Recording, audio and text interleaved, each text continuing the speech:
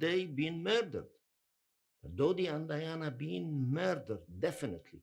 I am the father who knows everything. Hey fanatics! Buckle up for the sad and strange details of Princess Diana's final vacation, where she found herself lying alongside Dodi Fayed on the sundeck of a jaw-dropping 15 million pound yacht. But their peaceful moment was short-lived because Dodi's father, Mohamed Al Fayed, called a crew member urgently to ask a rather weird question. Are they sleeping together? He inquired. Audacious, yes, but it wasn't a one-time thing.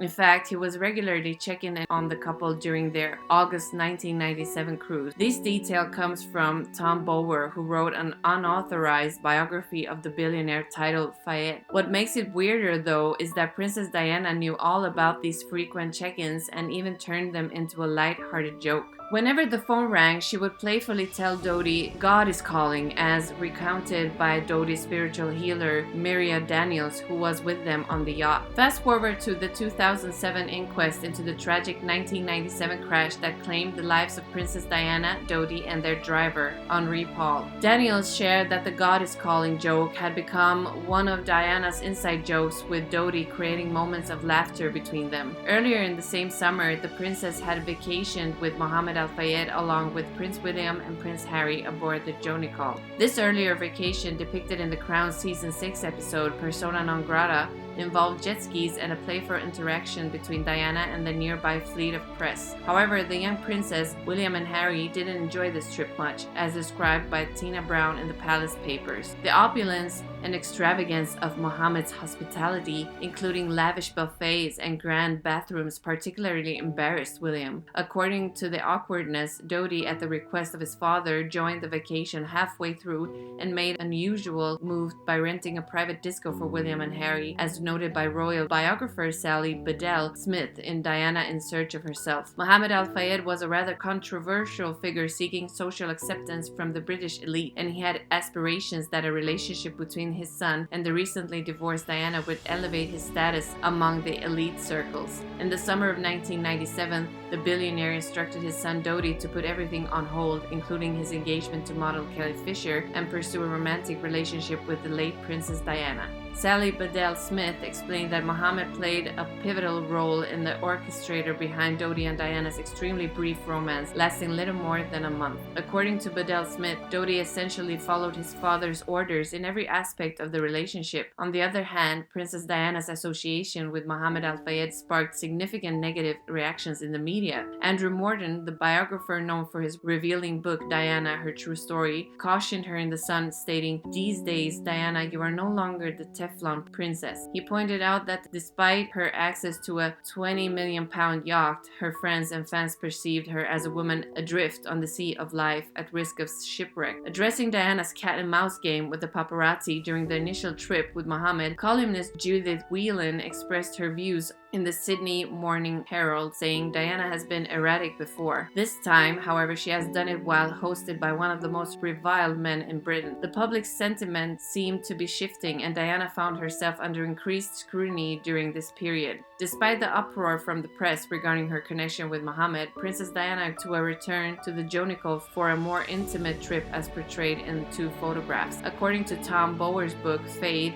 Diana, feeling alone in August and drawn to Dodi as a sympathetic and non-threatening companion, accepted the invitation for a second trip with him on July 31st. Over the next 6 days, the two enjoyed themselves on the sun decks, inside the luxurious yacht, and in the sea. Dodi went out of his way to cater to Diana's preferences, serving her favorite meals, which included morning carrot juice, lunchtime fruit, and evening fish, accompanied by plenty of champagne, caviar, and pâté de foie gras, as detailed in Diana in Search of Herself. The music playlist was also curated to Diana's liking, featuring George Michael's 1996 album Older, occasional Frank Sinatra tunes, and the soundtrack of The English Patient. Diana, expressing her admiration for the film, told Dodi's butler Renee Delorme, "And you miss the music when you're watching." Mohamed Al Fayed's staff on the Jonical paid meticulous attention to Princess Diana's needs. Chief Stewardess Deborah Gribble, recalling even the smallest details, noted things like partially used birth control packets. When testifying at the inquest,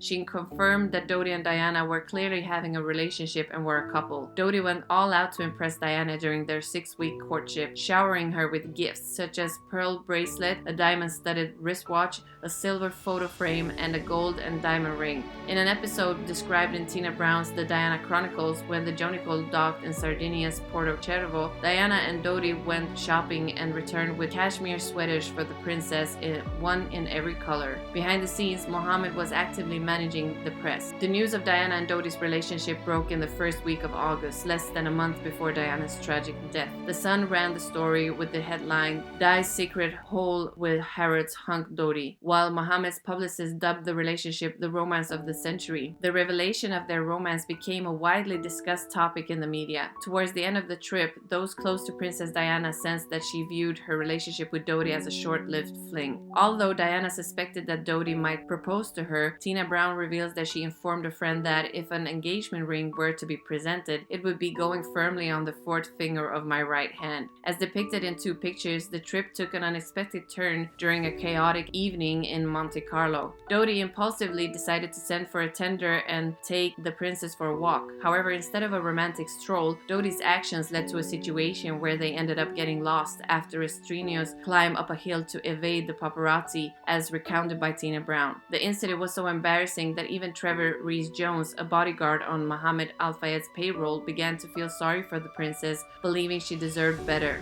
This added a layer of discomfort to the closing moments of their time together. Deborah Gribble, the Jonicle's chief stewardess, shared that Dodi Fayed grew increasingly impatient with the growing press attention directed at Princess Diana. Gribble testified during the inquest, saying, "The tension was noticeable throughout the trip and increasing as time wore on. By the time we went to Paris, there was real tension. It was incredible. It was also tense. The mounting pressure from the media added a palpable strain to the atmosphere during the trip, reaching its peak as they headed to Paris. In the days leading up to her tragic accident, Princess Diana made a call to her sister from the Jonicle. During this conversation, she revealed that any love spell that she was under before had been broken now. And although she didn't delve into any more details, her sister, Sarah, later testified that she sensed the relationship did not have much time left. On the final trip aboard the Jonicle, there is a memorable photograph of Diana sitting alone on a diving board, dressed in an aqua swimsuit. This image has become so iconic that even 26 years later, Netflix chose to recreate it in a promotional material for The Crown's 6th season. The photo symbolizes a poignant moment in the last chapter of Diana's life. Even though Diana seemed alone in the photo, she wasn't really by herself. Towards the end of the trip, she started to believe that Mohamed Al Fayed was doing more than just checking in with the Jonicle staff.